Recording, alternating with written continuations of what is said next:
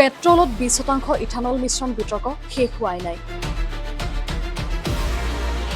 চিলিণ্ডাৰতো ব্যৱহাৰ হ'ব পাৰে ইথানল। চিলিণ্ডাৰত ইথানল ব্যৱহাৰৰ ক্ষেত্ৰত ছেপ্টেম্বৰৰ ভিতৰত গ্ৰহণ কৰিব নীতি। পেট্ৰলত ইথানল ব্যৱহাৰে দেশব্যাপী বিতৰ্ক অব্যাহত আছে। ইথানল মিশ্ৰিত পেট্ৰল ব্যৱহাৰ কৰি গাড়ী বিকল হোৱাৰ পিছত গাড়ীৰ গৰাকীৰ মাজত ক্ষোভৰ উদ্গীৰণ ঘটাইছে। গাড়ীৰ মাইলেজ কমি যোৱাক লৈও ক্ষোভৰ অন্ত হোৱা নাই গাড়ীৰ গৰাকীৰ মাজত। জনতাৰ ক্ষোভক লৈ কোনো কাণসাৰ নাই চৰকাৰৰ। ঠিক তেনে সময়তে কেন্দ্ৰীয় চৰকাৰে আৰু এটা বৃহৎ সিদ্ধান্ত লৈছে। ৰন্ধন গেছৰ চিলিণ্ডাৰত হ'ব ইথানল ব্যৱহাৰ। চিন্তা চৰ্চা কৰিছে কেন্দ্ৰই ৰন্ধন গেছৰ চিলিণ্ডাৰত ইথানল ব্যৱহাৰৰ ক্ষেত্ৰত। অহা ছেপ্টেম্বৰৰ ভিতৰত বিকল্প পৰিষ্কাৰ ৰন্ধন নীতি ক্লিন কুকিং কেন্দ্ৰই গ্ৰহণ কৰিব। ইকনমিক্স টাইমছত প্ৰকাশ পাইছে বাতৰিটো। প্ৰস্তাৱিত নীতি সন্দৰ্ভত ইন্ধন যোগানকাৰীৰ ঔদ্যোগিক সংস্থাৰ প্ৰতিনিধিৰে চৰকাৰৰ আলোচনা অব্যাহত আছে।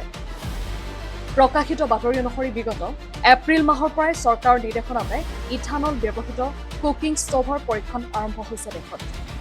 তথ্য অনুসৰি LPG আমদানি হ্ৰাস কৰি দেশৰ বৈদেশিক মুদ্ৰা ৰাহি কৰাৰ স্বাৰ্থতে নতুন ৰন্ধন নীতি গ্ৰহণৰ বাবে আগবাঢ়িছে দেশে। News desk report, Assam daily 24।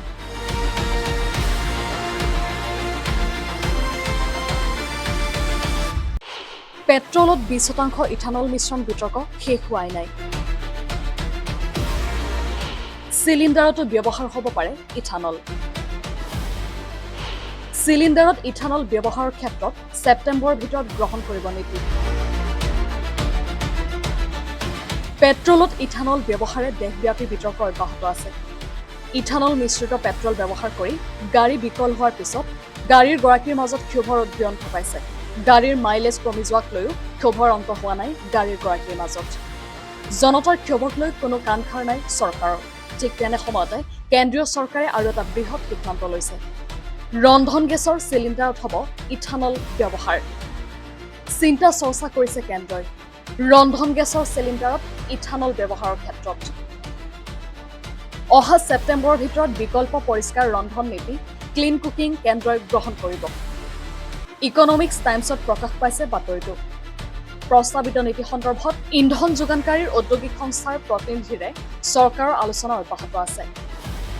প্ৰকাশিত বাতৰি অনুসৰি বিগত এপ্ৰিল মাহৰ পৰাই চৰকাৰৰ নিৰ্দেশনাতে ইথানল ব্যৱহৃত কুকিং ষ্ট'ভৰ পৰীক্ষণ আৰম্ভ হৈছে দেশত।